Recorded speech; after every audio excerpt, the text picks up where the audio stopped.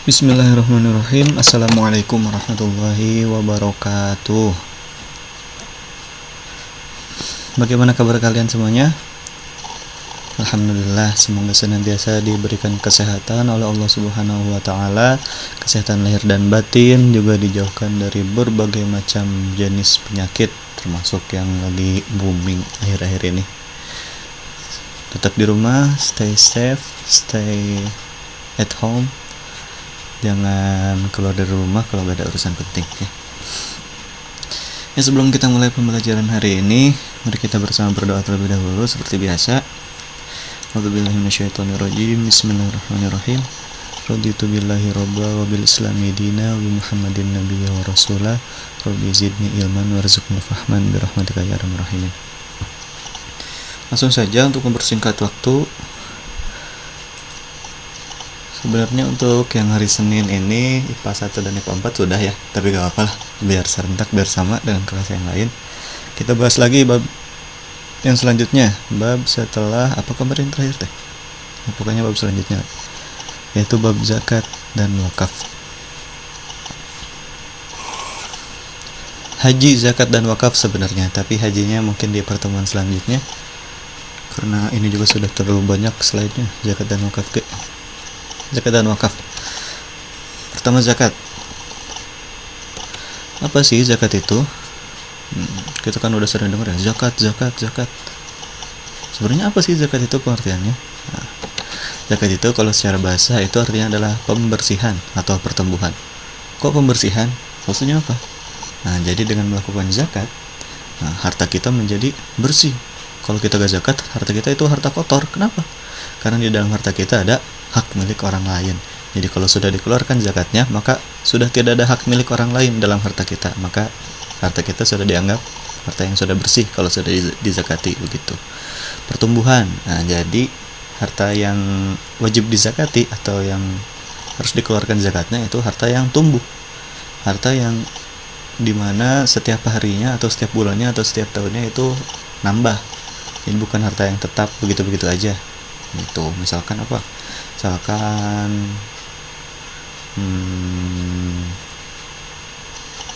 petani atau ya kerja biasa lah, kan digaji ya per bulan. Nah, kan itu hartanya nambah tiap bulan dapat. Nah, itu maksudnya pertumbuhan.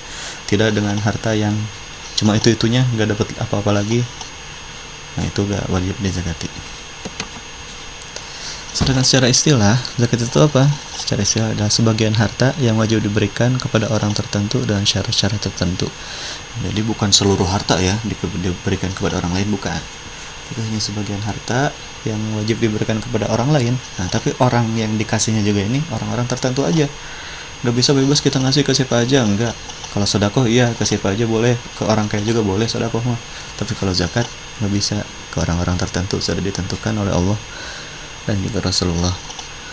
Juga dengan syarat-syarat tertentu, tidak bisa seenaknya aja. Misalkan pengen zakat segini, pengennya segini, ya nggak bisa. Ada syarat tertentunya, ada kadar-kadar atau apa ya, pokoknya ada syarat-syarat tertentu yang berkaitan dengan harta yang akan kita zakati. Dalilnya banyak ya kita temui dalam Al-Quran, ayat-ayat tentang wa'atuz zakah. Nah, itu salah satunya adalah ini dalam surat Al-Baqarah, berbunyi a'udzubillahi minasyaitonirrajim, bismillahirrahmanirrahim, wa aqimus salata wa atuz zakata warka'u ma'ar raki'in. Dan dirikanlah salat, juga tunaikanlah zakat, dan rukulah beserta orang-orang yang ruku. Al-Baqarah ayat 43.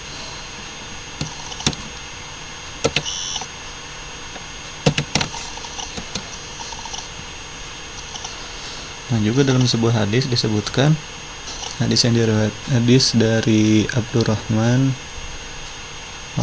bin Umar bin Khattab radhiyallahu anhuma qala sami'tu Rasulullah sallallahu alaihi wasallam yaqul bunyal islamu ala khamsin syahadatu an la ilaha illallah wa anna muhammadar rasulullah wa iqamus shalah wa ita'iz zakah wa hajjul baiti wa shaum ramadan. Rawahu Tirmidzi wa Muslim. Dari Abu Abdurrahman Abdullah bin Umar bin Khattab radhiyallahu anhuma, dia berkata, saya mendengar Rasulullah SAW bersabda, Islam dibangun di atas 5 perkara.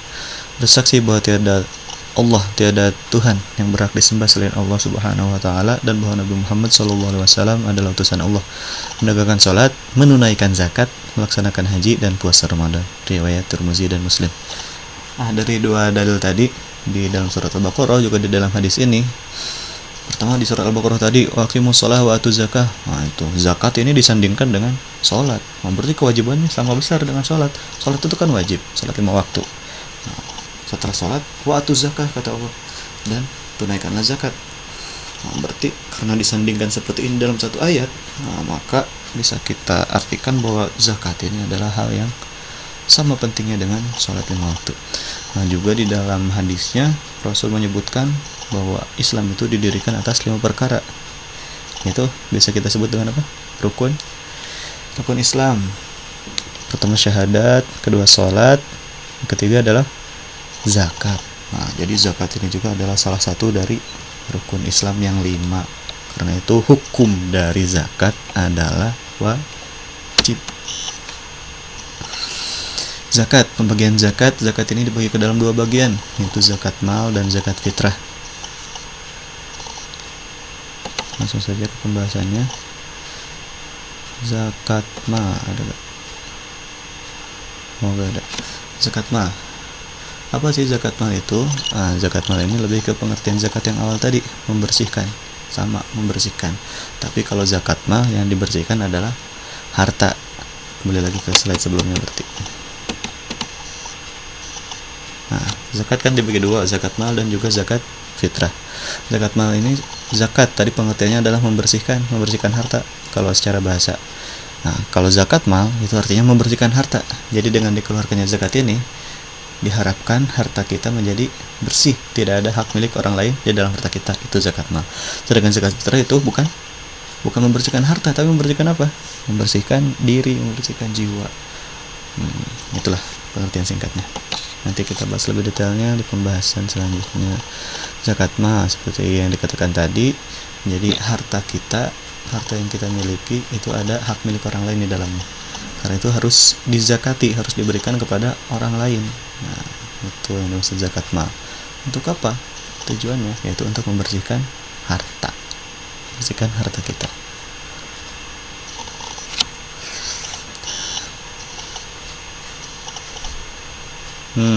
Harta yang wajib dizakati atau zakat mal itu sendiri dibagi ke dalam beberapa bagian, yaitu zakat emas dan perak, zakat barang perniagaan, zakat binatang ternak, zakat hasil bumi, zakat barang tambang, dan juga zakat barang temuan.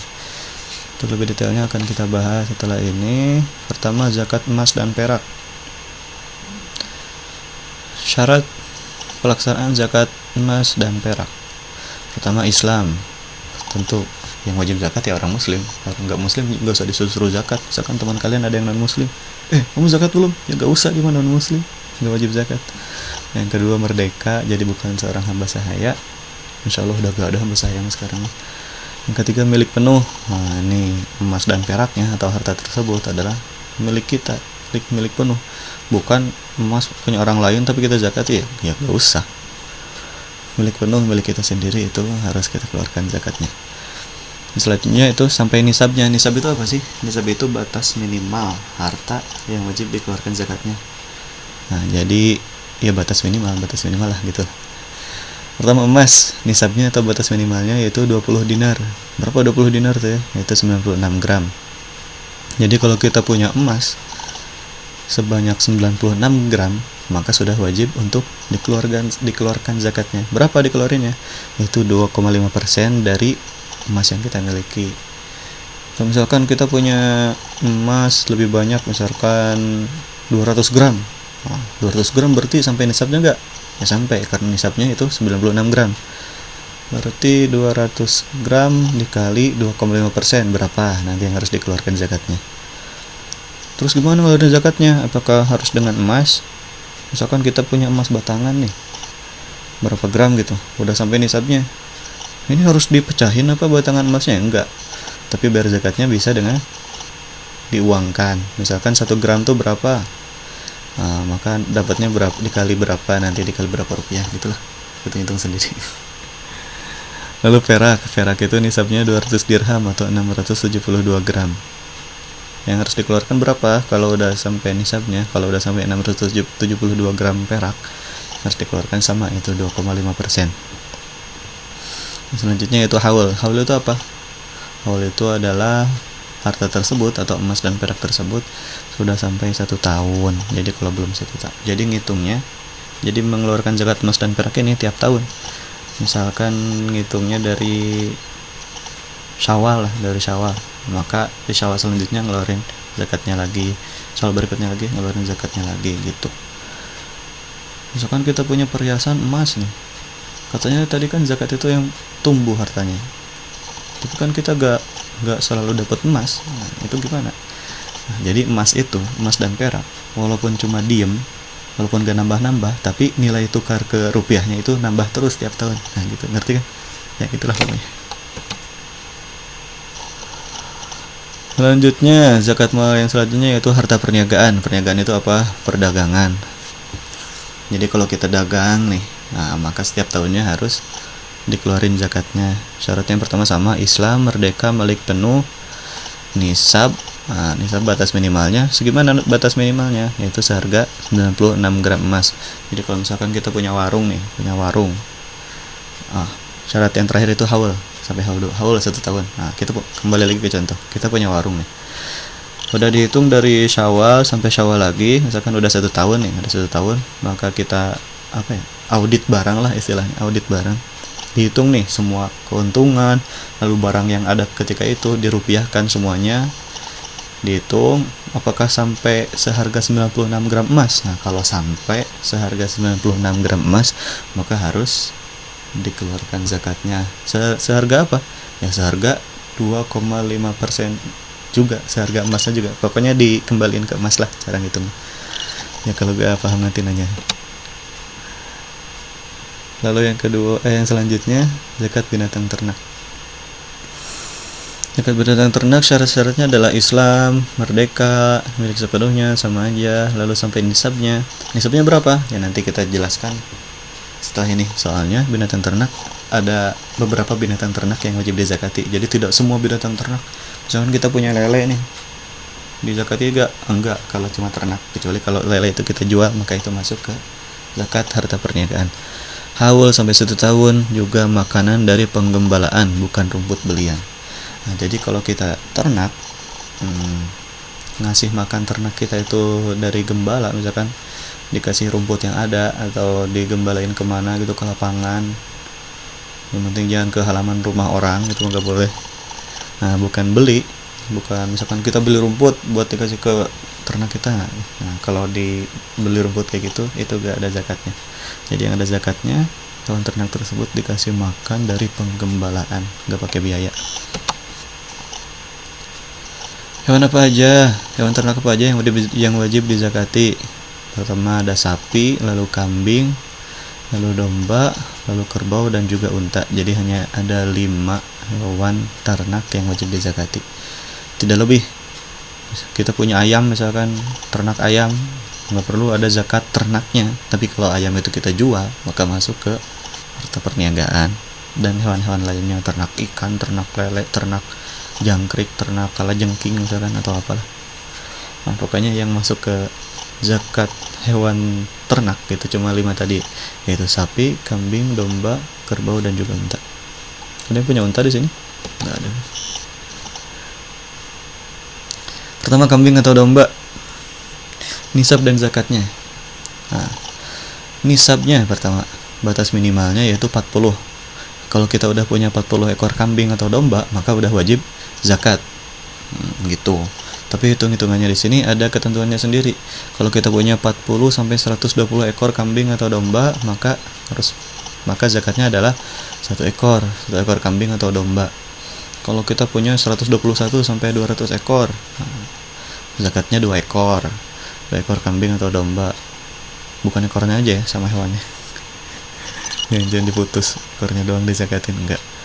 Lalu kalau kita punya 201 sampai 300 ekor kambing atau domba, maka zakatnya adalah 3 ekor. Dan selanjutnya setiap penambahan 100 ekor, maka ditambah 1 ekor untuk dizakati. Maksudnya gimana?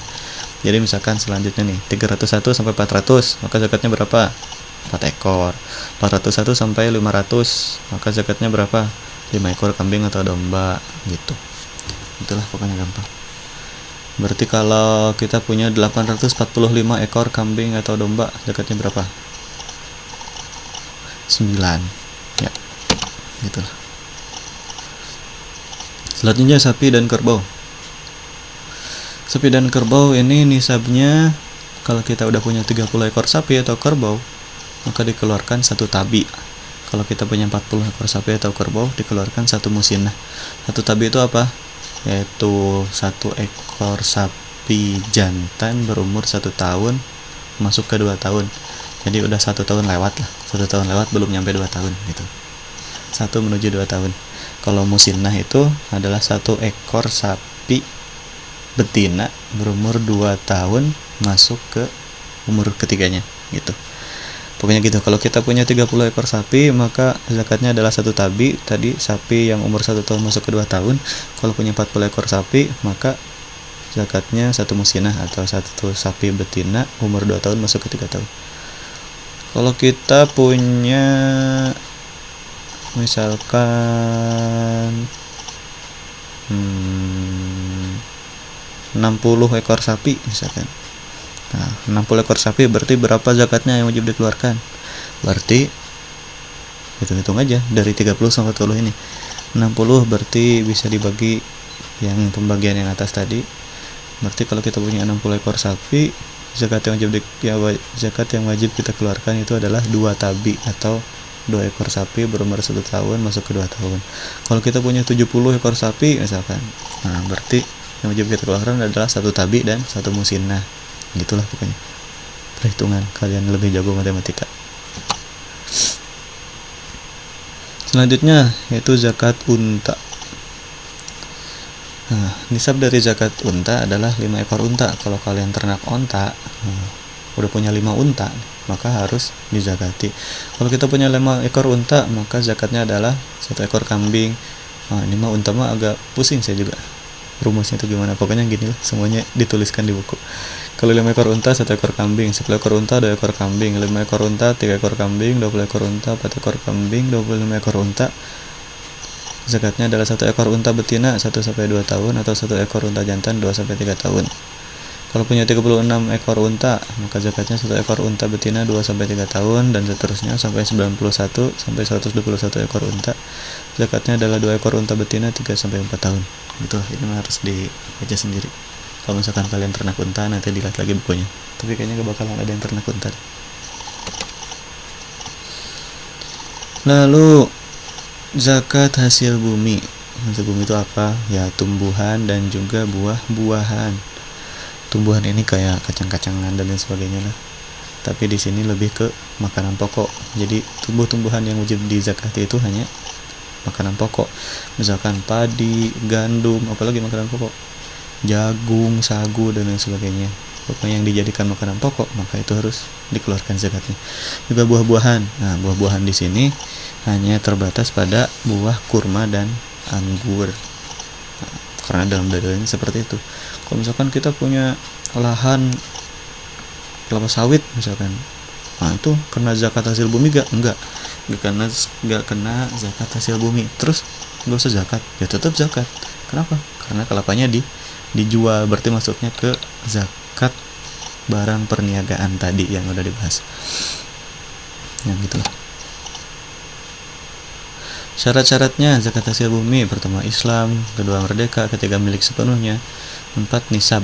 Nah, nisabnya kalau misalkan padi nih, padi ini bersih. Padi bersih kalau udah jadi beras gitu, nggak sama bungkus, ya nggak tahu saya istilah, nggak sama luarannya itu, pokoknya udah bersih, udah jadi beras. Nah, maka nisabnya atau batas minimal wajib zakatnya adalah 5 wasak. 5 wasak itu berapa? Itu 700 kg. Nah, kalau kita punya padi udah digiling, udah jadi beras terus sampai 700 kilo, maka harus dikeluarin zakatnya. Kalau berkulit belum dibersihin, misalkan baru dipanen langsung dikilo, ternyata nyampe 1400 kg atau 10 wasak, nah maka wajib dizakati. Jadi bisa dihitung setelah dibersihkan atau sebelum dibersihkan, terserah. Lalu zakatnya kalau udah sampai nisab ya harus dikeluarkan zakatnya. Berapa zakatnya? 10% jika diairi tanpa biaya, 5% jika diairi dengan biaya. Maksudnya gimana? Jadi kalau tumbuhan kita baik itu makanan pokok, padi, gandum, jagung, sagu dan lain sebagainya, ataupun buah-buahan, kurma dan kurma dan anggur. Nah, kalau nyiramnya, kalau ngasih airnya itu pakai biaya, pakai air pump misalkan. Ya pokoknya pakai duit lah ngasilin airnya. Nah, jadi bukan air dari sungai atau dibiarin aja pakai air hujan gitu. Pokoknya ngasih airnya pakai biaya. Nah, maka zakatnya itu 5%. Nah, kecuali kalau diairinya tanpa biaya, misalkan dari air sungai atau alami air hujan, misalkan nggak pernah disiram sama sekali, dibiarin kehujanan, berarti ya disiram. Kalau gak kehujanan berarti gak disiram. Nah, itu zakatnya 10%. Jadi kalau tanpa biaya 10% zakatnya. Kalau pengairannya itu pakai biaya, maka zakatnya 5%. Selanjutnya barang tambang dan temuan. Nah, jadi barang tambang dan barang temuan juga itu ada zakatnya, tapi hanya terbatas pada barang tambang atau barang temuan emas dan perak. Jadi tambang emas dan tambang perak itu ada zakatnya. Terus barang temuan, kalau kita nemu nih misalkan lagi gali tanah buat apa, misalkan buat spiteng dan lain sebagainya gitu lah. Misalkan kita lagi gali tanah iseng-iseng, nemu emas, nah maka harus dizakati itu emas. Lalu misalkan tambang lain selain emas dan perak, misalkan tambang batu bara, tambang minyak bumi dan lain sebagainya, itu ada zakatnya gak? Ada, cuman gak masuk zakat barang tambang, masuknya zakat barang perniagaan. Nah, karena kan tetap dijual itu kan. Syarat-syaratnya: pertama Islam, kedua merdeka, tiga milik penuh, nisab sama dengan nisab zakat emas dan perak. Ya, karena barang tambang yaitu tambang emas dan perak, maka nisabnya juga sama kayak nisab zakat emas dan perak. Kecuali barang temuan. Barang temuan ini dari yang saya baca itu tidak sampai nisab. Jadi misalkan kalau kita nemu emas berapapun atau nemu perak berapapun, gak usah dihitung sampai nisab, maka tetap harus dikeluarin zakatnya 2,5%. Jadi gak bisa semuanya buat kalian. Kan kalian nemu harta karun misalkan dalam peti emas semua, tapi gak nyampe nisab nih, gak nyampe berapa tadi teh, 96 gram ya, lupa sih, pokoknya gak nyampe nisab emas atau nisab perak. Nah, maka tetap harus dikeluarin zakatnya kalau barang temuan, khusus barang temuan emas dan perak. Kalau nemu duit gimana? Itu mah kan bukan dalam tanah. Kalau nemu duit harus dijajanin, bukan, harus diumumin dulu, ini punya siapa, jangan langsung dijajanin aja. Zakatnya, nah, berapa zakat yang harus dikeluarkan? Untuk barang tambang itu 2,5%. Saya sama kayak zakat emas dan perak, 2,5%. Lalu kalau barang temuan zakatnya itu 20%. Ya iyalah, orang nemu doang, gak sengaja nemu, gak pakai usaha kan, makanya zakatnya gede. Nah, jadi zakat mal sudah semuanya. Selanjutnya masuk ke zakat fitrah. Zakat fitrah itu apa? Zakat yang wajib dikeluarkan. Oh, ada di sini. Gak ada. Zakat fitrah itu zakat yang wajib dikeluarkan oleh setiap individu untuk membersihkan diri atau membersihkan jiwanya. Syaratnya apa?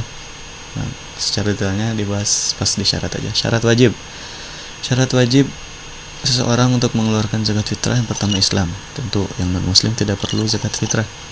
Lalu ada kelebihan makanan untuk sekeluarga pada hari itu. Jadi jangan memaksakan. Kalau yang fakir miskin nggak punya makan, nggak bisa makan misalkan pada hari itu, nggak perlu zakat fitrah. Yang ada kelebihan makanan, jadi untuk mereka makan lalu ada sisanya, nah, kayak gitu harus melakukan zakat fitrah. Lalu syarat yang ketiga itu hidup waktu matahari terbenam di akhir bulan Ramadan. Jadi misalkan ada bayi nih lahir di hari terakhir puasa, tanggal 30 bulan puasa misalkan, bayi baru lahir, maka walaupun baru lahir dia harus di zakat fitrahi oleh orang tuanya, misalkan seperti itu. Jadi pokoknya bukan makhluk hidup, hewan mah enggak zakat fitrah. Manusia yang hidup di akhir bulan Ramadan Nah, itu harus wajib melakukan zakat fitrah walaupun baru lahir atau walaupun tanggal 1 Syawalnya meninggal. Alhamdulillah. Berapa kadar dari zakat fitrah? Itu 1 sok per orang.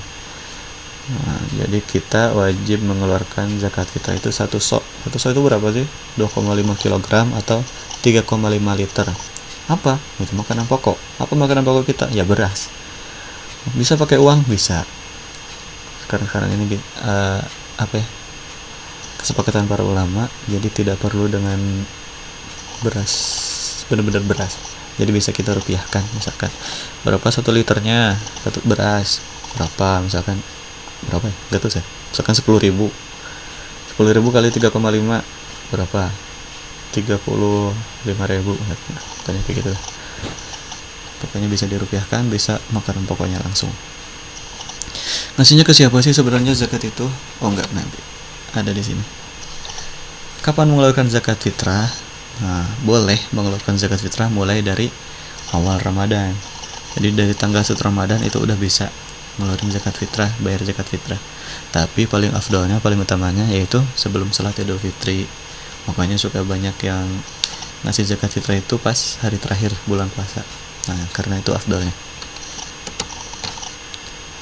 Mustahik zakat, mustahik itu artinya orang-orang yang berhak menerima zakat. Nah, seperti di pengertiannya tadi, zakat itu apa? Mengeluarkan sebagian harta kepada orang-orang tertentu dan syarat-syarat tertentu. Nah, orang-orang tertentunya itu siapa aja? Akan kita bahas sekarang di mustahik zakat, orang-orang yang berhak menerima zakat. Jadi tidak semua orang berhak mendapatkan zakat. Hanya ada 8 asnaf kalau dalam istilah dalam Quran. Hanya ada 8 golongan manusia yang berhak menerima zakat. Pertama fakir, kedua miskin, lalu amil, mu'alaf, hamba sahaya, gorim, fisabilillah, dan ibnu sabil. Kita bahas satu-satu. Fakir. Apa itu fakir? Fakir itu orang yang gak punya harta cukup untuk membiayai kehidupannya, dan juga gak punya penghasilan. Fakir ini gak punya penghasilan, jadi gak punya kerjaan aja gak punya, gimana mau membiayai hidup gitu kan. Nah, itu masuknya ke fakir. Kalau miskin, namanya beda, fakir sama miskin ya beda. Kalau miskin itu punya kerjaan, punya penghasilan, tapi tidak mencukupi kebutuhan sehari-harinya. Nah, itu miskin. Kalau fakir tadi gak punya kerjaan sama sekali, gimana mau membiayai hidup. Kalau miskin itu punya pemasukan tapi gak mencukupi untuk kebutuhan hidupnya. Lalu mustahik zakat, orang yang berhak menerima zakat. Yang ketiga itu amil. Amil itu apa? Amil zakat itu orang-orang yang ngurus zakat, misalkan di badan amil zakat, itu orang-orang yang ngurus zakat lah biasanya. Ada di masjid-masjid atau ada di lembaga-lembaga. Nah, mereka itu berhak menerima zakat. Lalu yang ketiga mu'alaf. Misalkan ada tetangga kita yang mu'alaf. Mu'alaf itu apa? Yang masuk Islam. Jadi yang baru masuk Islam. Ada orang yang awalnya non-muslim lalu dia masuk Islam, nah itu sebutannya mu'alaf. Nah, maka orang yang mu'alaf ini yang baru masuk Islam itu berhak menerima zakat. Lalu hamba sahaya yang kayak gimana? Hamba sahaya atau seorang budak yang dijanjikan akan dimerdekakan oleh tuannya. Nah, itulah pokoknya. Tapi kan udah gak ada ya hamba sahaya, udah gak ada pokoknya sekarang budak-budakan. Lalu gorim ini apa? Gorim itu adalah orang yang punya hutang. Nah, orang yang punya hutang banyak misalkan, nah, maka dia berhak menerima zakat. Teman kalian punya utang nih ke sana, ke kantin punya utang, ke koperasi punya utang, ke TU punya utang misalkan ke sekolah. Nah, maka teman kalian ini berhak menerima zakat. Lalu fisabilillah, berada di jalan Allah, maksudnya apa? Misalkan orang ini sedang perang membela agama Islam, nah, maka orang yang sedang perang membela agama Islam ini berhak menerima zakat. Tapi kan udah gak ada ya perang. Berarti misalkan fisabilillahnya sedang membangun masjid atau membangun madrasah atau dan lain sebagainya, pokoknya kegiatan-kegiatan untuk mensyiarkan ajaran agama Islam, maka orang ini berhak menerima zakat. Lalu yang ketiga ibnu sabil, orang yang sedang dalam perjalanan, musafir lah, kayak gitu. Selanjutnya wakaf.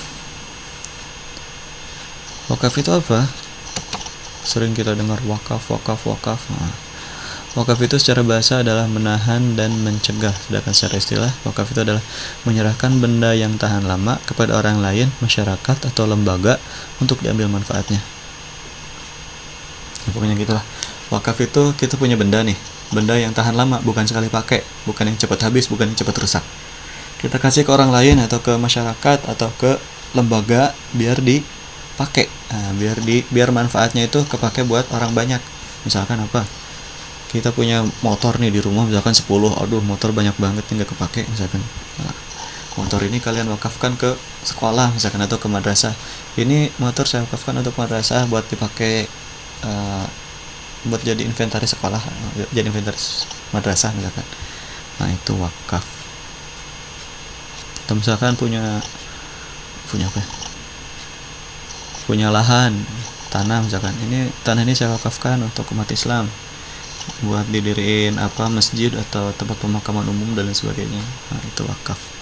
Jadi gak cepat habis, kan tanah gak cepat habis ya, gak dimakan, masa dimakan. Nah, tidak bisa dengan barang yang cepat rusak atau cepat habis. Misalkan saya mau wakafkan ini bakwan misalkan, nah, enggak, bukan wakaf bakwan. Walaupun bermanfaat, misalkan bikin kenyang 5 menit tapi tidak bisa disebut wakaf karena tidak tahan lama, karena dia sekali pakai. Dalilnya, Rasulullah SAW bersabda, "Idza matal insanu in qata'a anhu amaluhu illa min thalathin, shadaqatin jariyatin aw ilmin yuntafa'u bihi aw waladin sholihin yad'u lahu." Ketika seorang telah meninggal dunia, maka terputuslah amalnya kecuali 3 perkara: sedekah jariyah, ilmu yang bermanfaat, dan anak soleh yang mendoakannya. Mana wakafnya? Yaitu sedekah jariyah. Kalau kita sedekah jariyah, kalau kita wakaf, jadi walaupun kita meninggal, dalam hadis ini, walaupun kita meninggal, selama barang wakaf kita ini masih dipakai untuk kebaikan, maka pahalanya akan terus ngalir ke kita. Misalkan kita ngawakafin bangunan buat dijadiin madrasah, buat dijadiin tempat pengajian, maka walaupun kita meninggal, selama bangunan ini dipakai buat pengajian, maka pahalanya akan terus ngalir ke kita walaupun kita sudah mati. Rukun wakaf itu ada 4. Pertama wakif, lalu mauquf, yang ketiga mauquf alaih, yang keempat sigoh. Wakif itu apa? Yaitu orang yang melakukan wakaf. Mauquf itu harta yang diwakafkan. Mauquf alaih itu orang yang menerima wakaf. Sigoh itu adalah perkataan atau ucapan, baik itu ucapan maupun tulisan yang dilakukan dalam serah terima wakaf tersebut. Pertama wakif, orang yang melakukan wakaf, syaratnya adalah akil, balik, rasyid, dan milik penuh. Akil, balik, rasyid, nah, intinya udah gede lah, udah bisa mikir mana yang baik dan mana yang buruk, mana yang benar, mana yang salah. Jadi anak kecil gak bisa wakaf. Misalkan anak kecil nih, saya mau wakaf mainan misalkan, gak bisa. Anak kecil mah karena belum akil balik, belum rasyid, belum bisa membedakan mana yang baik, mana yang buruk. Jadi harus udah gede, harus udah ngerti mana yang baik, mana yang buruk, baru dia baru dia bisa jadi seorang wakif, jadi orang yang mewakafkan hartanya. Lalu milik penuh, nggak bisa kita mewakafkan harta punya orang lain. Misalkan kita lihat nih ada motor punya orang, lalu kita wakafkan, ini saya wakafkan ya, nggak bisa, itu bukan punya kamu. Nah itu. Lalu mauquf, harta yang diwakafkan, itu dibagi ke dalam 2, harta yang bergerak atau harta yang tidak bergerak. Bergerak misalkan apa? Kendaraan, jadi yang yang nggak diam di tempat lah gitu pokoknya. Lalu yang tidak bergerak misalkan tanah, bangunan, dan lain sebagainya. Syaratnya apa? Berharga.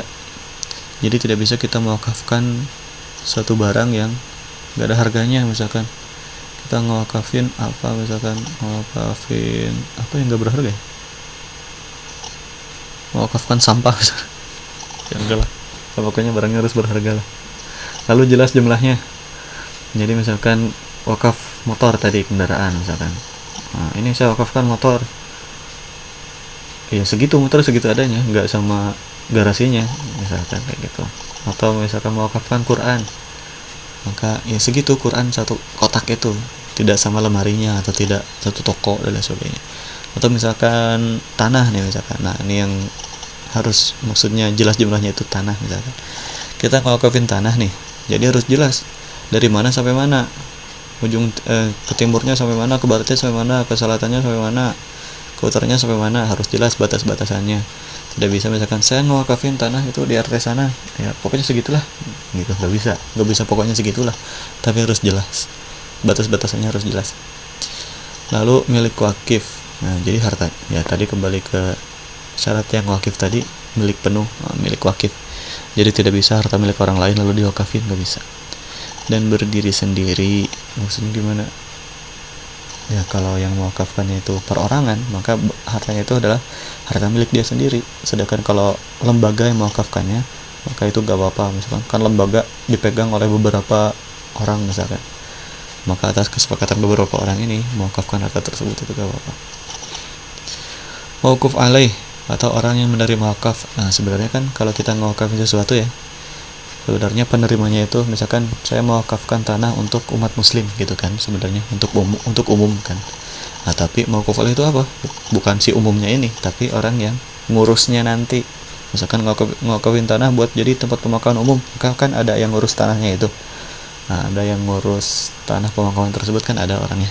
Atau misalkan kita ngewakafin Quran ke masjid, nah, maka mauquf alaihnya ini, nah, walaupun kita niatnya untuk dipakai umum, dipakai umat muslim seluruhnya, dipakai umum lah pokoknya wakafnya, tapi kan ada yang ngurusnya, misalkan siapa? Kalau di masjid berarti DKM dan sebagainya. Mauquf alaih ini syaratnya yaitu muslim, merdeka, atau kalau nggak muslim kafir imni. Jadi si yang menerima wakaf ini harus seorang muslim, juga merdeka. Kalau nggak muslim ya kafir imni. Maksudnya kafir imni itu apa? Orang yang non muslim tapi yang baik dia orangnya, bukan orang non muslim yang nggak bener. Nah, kalau dia baik misalkan, itu gak apa-apa jadi orang yang ngurus harta wakaf tersebut. Yang selanjutnya itu sigot.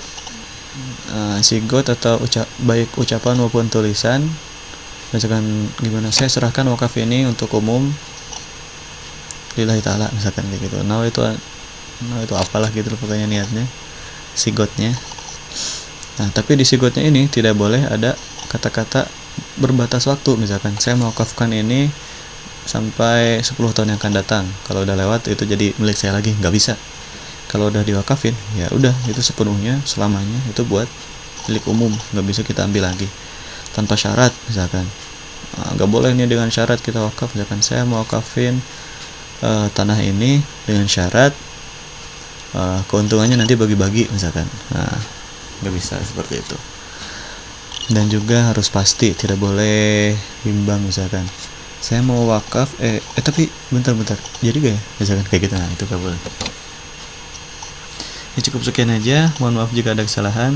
Jika ingin bertanya, tanyakan saja, bisa lewat WA dan lain sebagainya ya, kalian udah punya kontak saya kan. Sampai ketemu pertemuan selanjutnya, nggak tahu online lagi atau kita bertemu di sekolah secara langsung. Mohon maaf jika ada kesalahan, jaga kesehatan, jangan lupa. Wabillahi taufiq wal hidayah. Wassalamualaikum warahmatullahi wabarakatuh.